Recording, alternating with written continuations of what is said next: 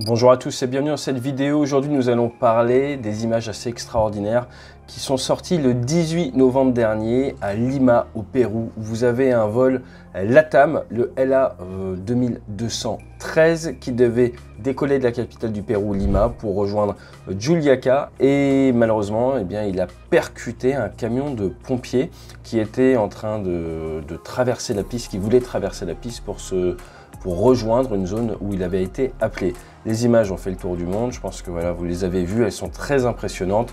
Aujourd'hui, ce que je vous propose dans un premier temps, c'est de prendre un tout petit peu de recul pour comprendre où ça s'est passé.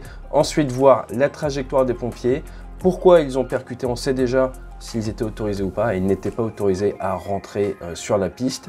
Que peut faire un équipage dans un cas pareil? Et vous allez voir malheureusement pas grand chose, même si le LATAM a très bien réagi, a permis de garder l'axe de piste, à sortir de piste à 125 nœuds.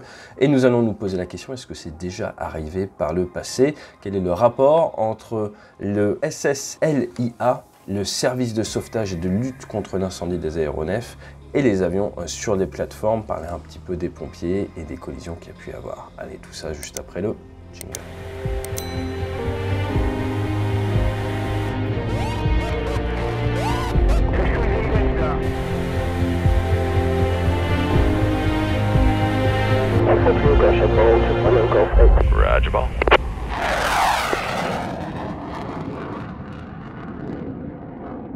L'Airbus A320, le LATAM, il vient donc décoller de la piste 16, donc plutôt face au sud à 15h11 local. Les conditions météo sont bonnes, vous avez un vent du 190 pour 10 nœuds, une visibilité SUP à 10, donc supérieure à 10 km, et des nuages en brocone 2000 pieds. Vous avez donc des conditions VFR, il fait grand beau, il n'y a pas de souci de visibilité. Alors que l'Airbus A320-200 s'élance sur la seule piste qui est présente à Lima, il y a une deuxième piste en fabrication, elle sera bientôt ouverte, et vous avez donc une nouvelle tour de contrôle, et la caserne des pompiers se situe maintenant au milieu.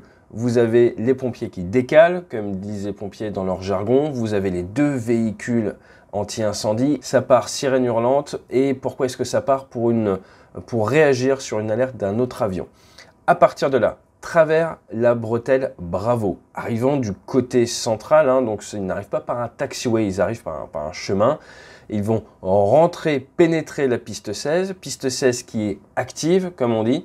Ils vont s'en rendre compte au dernier moment. Vous voyez, je pense d'ailleurs que ça a sûrement sauvé des vies, les pompiers qui donnent le coup de volant. Comme vous pouvez le voir, ces camions sont très manœuvrants. Alors, je ne sais pas exactement le type de camion, mais si on regarde ce qu'il y a à Charles de Gaulle, c'est généralement des camions qui peuvent monter à 140 km/h, qui ont plus de 1500 chevaux. Et je vous rappelle que les pompiers doivent pouvoir accéder à la plateforme en un temps très très court. C'est généralement moins de 3 minutes, 2 minutes dans certains cas. Il y a pas mal de réglementations de ce côté-là. Et leur objectif après avec leur camion, c'est de pouvoir tirer 6 tonnes d'eau par minute. On est quand même sur du 100 litres par seconde à des distances qui peuvent atteindre les 85 mètres. Parce que s'il y a un incendie sur un avion, il y a énormément de pétrole sur certains avions, vous avez des centaines de tonnes de pétrole. Il faut très rapidement pouvoir faire baisser les températures. Toujours est-il, vous avez donc le camion qui pénètre la piste 16 sans y être autorisé. Ça, on le sait maintenant grâce aux enregistrements et aux déclarations papier de l'ATC, du contrôle aérien. À partir de là, mauvais timing malheureusement, et cela va taper.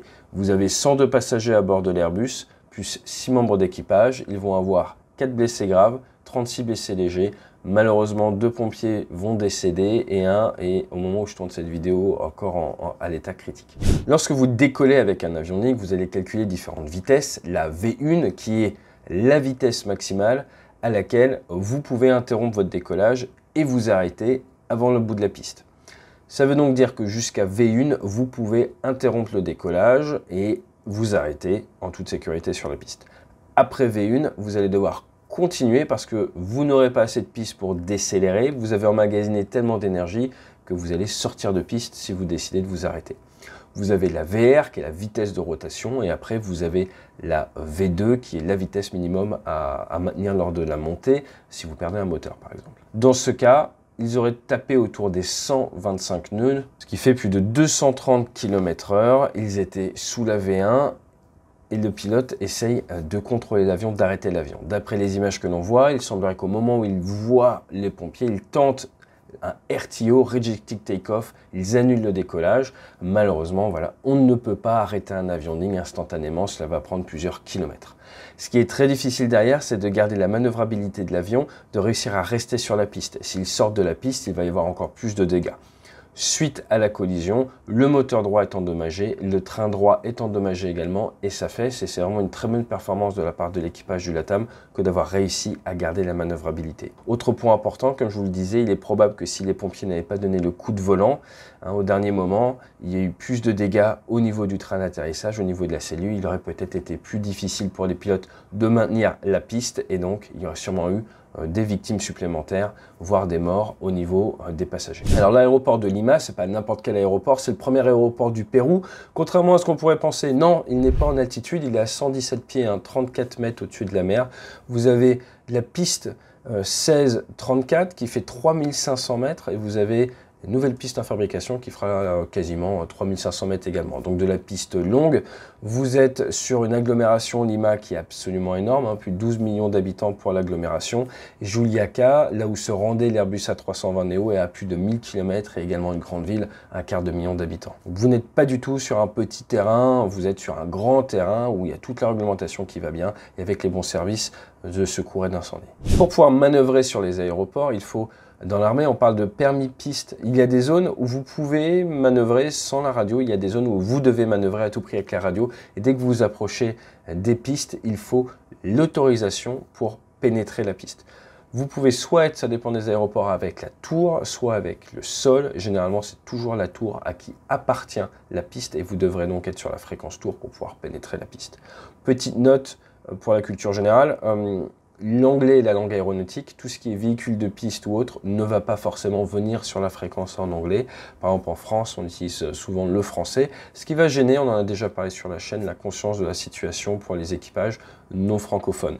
Dans des pays comme ça, vous pouvez avoir de l'espagnol, ou voilà, en Chine, vous pouvez entendre du chinois, et ainsi de suite. Alors, ce qu'il faut bien voir, c'est que d'un point de vue de l'équipage, ils ont été autorisés à décoller, ils mettent plein gaz. À ce moment-là, vous avez le pilot flying, pilote en fonction, qui lui tient le manche. Vous avez le pilot monitoring qui surveille la totale, qui va annoncer l'augmentation des vitesses, donc 80 nœuds, bas d'un vivant, 80 nœuds, et après il va annoncer V1, mais là ils n'ont pas atteint la V1. Le réglage de la mètre des gaz se fait, alors sur Airbus, je pense que c'est plus ou moins automatique, mais c'est le commandant de bord qui met la main sur les gaz, parce que c'est l'autorité du commandant de bord s'il faut annuler le décollage ou pas. Donc dans ce cas-là, il est probable que ce soit le commandant de bord qui a ramené les gaz sur l'arrière et le pilot flying qui s'est mis à écraser les freins pour tenter de s'arrêter le plus court possible. L'accélération de décollage, c'est quelque chose pour lequel les équipages sont entraînés au simulateur et qui arrive assez rarement dans l'aviation de ligne quand même, mais qui peut arriver, qui est là pour la sécurité. À savoir que si vous devez faire une accélération arrêt, les freins sont en carbone, il y a du temps en fait pour la montée en température et c'est souvent une demi-heure après l'accélération arrêt que ces freins carbone atteignent leur apogée d'un point de vue de température. C'est pour ça que c'est important d'avoir les pompiers autour pour refroidir les freins si besoin. Alors il est urgent d'attendre le compte rendu d'enquête pour avoir tous les éléments. Cela ressemble tout de même à une erreur de la part des pompiers qui ont pénétré la piste sans être autorisés, qui est la chose à ne jamais faire. Malheureusement, une erreur de timing, 9 fois sur 10, je suis sûr que ça peut passer sans souci. Là, eh bien, le destin en avait décidé autrement. Ça sert de rappel à tout le monde sur une plateforme, que vous soyez pilote, que vous soyez dans un véhicule. Il faut regarder dehors et pour les contrôleurs également. Je pense que l'enquête va s'intéresser aux contrôleurs. Maintenant, sur certaines plateformes, vous avez même des radars pour savoir où sont les véhicules. Les contrôleurs, si vous voyez arriver des pompiers à 120 km/h vers votre piste en service avec un avion qui décolle, no bueno. Donc, il faut regarder, ça dépend des pays, la réglementation. Souvent, les contrôleurs n'ont pas besoin, n'ont pas nécessité réglementaire de suivre des yeux le décollage des avions.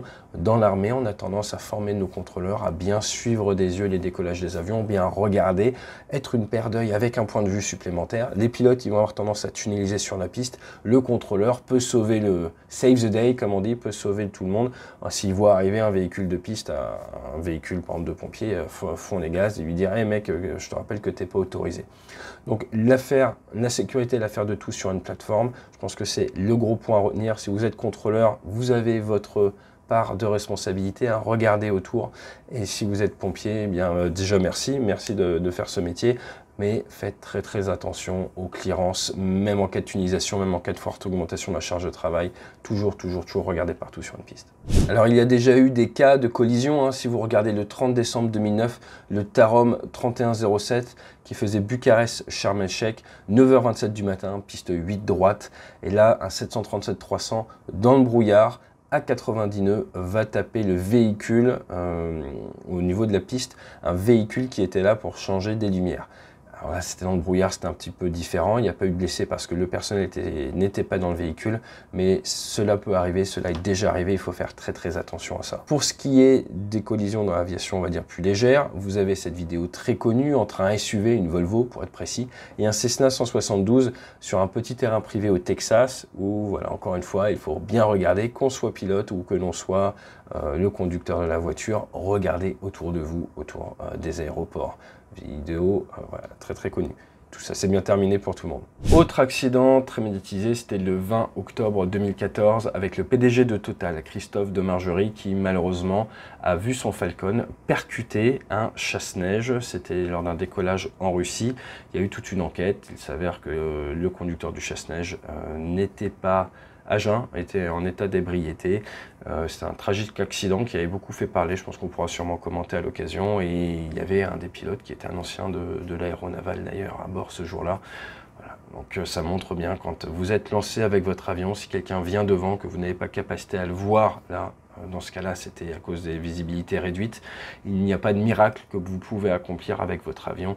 D'où maintenant ces radars au sol pour essayer de minimiser ce que les Anglais appellent le runway incursion, l'incursion sur la piste. Mais nous aurons l'occasion de reparler de tous les systèmes, toutes ces balises maintenant qui existent pour éviter ça. Même dans certains cas, des éclairages hein, sur la piste quand il y a décollage, l'éclairage change. L'objectif vraiment, c'est d'éviter que quelqu'un pénètre cette piste. Dans un registre beaucoup plus triste, pour parler de l'intervention des pompiers, eh bien vous avez le fameux accident à San Francisco le 7 juin 2013, Asian Airlines 2014.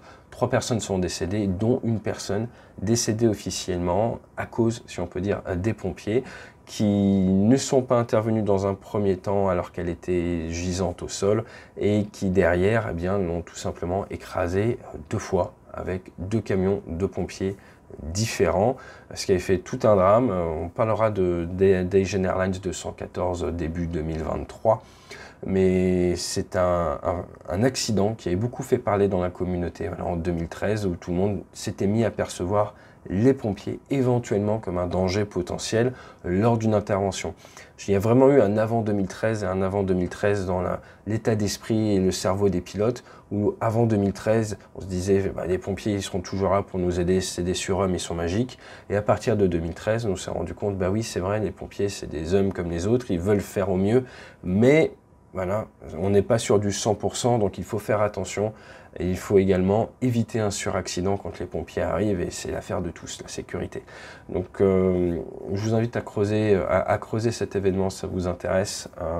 Très intéressant si vous êtes pompier, comme je vous disais, merci beaucoup pour ce que vous faites. C'est pas un métier facile, moi je trouve que c'est très intéressant d'un point de vue motivation, d'un point de vue sens, que souvent de s'interroger sur le métier de pompier d'aéroport, parce que imaginez si vous êtes un commercial, vous êtes commercial dans une entreprise, l'équivalent ça serait quoi? Ça serait que vous préparez un peu toute votre vie pour peut-être éventuellement un jour avoir un client qui rentre dans votre bureau.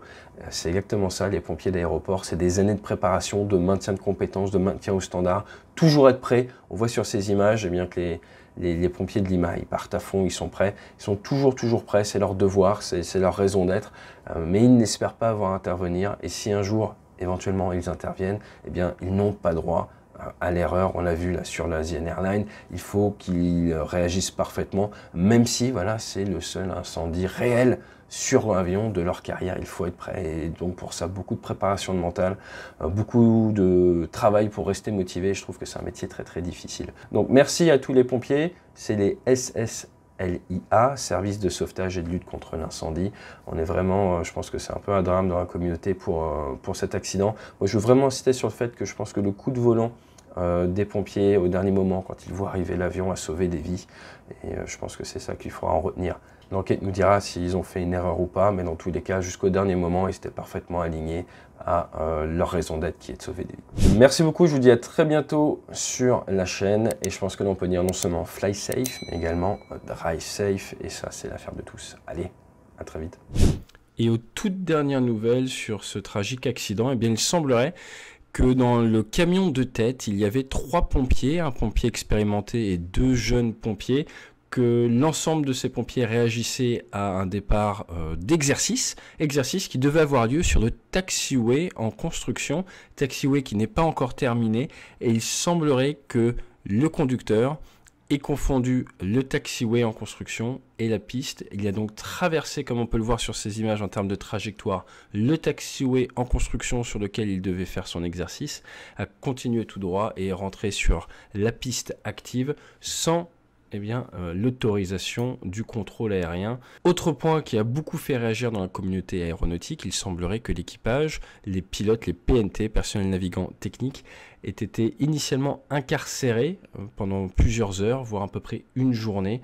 Et c'est un point sur lequel nous reviendrons sûrement dans quelques semaines, une fois que nous y verrons un petit peu plus clair. Je vous rappelle le concept de la culture juste. Néanmoins, voilà, dans les premières heures qui suivent un accident, il faut s'attendre à avoir des prises de sang, des tests de toxicologie, des choses comme ça. Alors si vous vous demandez, est-ce que les pilotes auraient dû être avertis de la présence des pompiers aux abords de la piste? Eh bien non, pas forcément. Pourquoi? Parce qu'il y a une multitude de mouvements sur la plateforme, une multitude de véhicules qui ont le droit de se déplacer, et généralement le contrôle ne va pas vous avertir de tous ces mouvements. S'ils n'ont pas été autorisés à pénétrer la piste, eh bien normalement chacun est dans sa ligne d'eau, si l'on peut dire, et là clairement la problématique, ce sur quoi le bureau enquête analyse va se concentrer, c'est pourquoi les pompiers sont sortis de leur ligne d'eau et sont allés sur la piste active.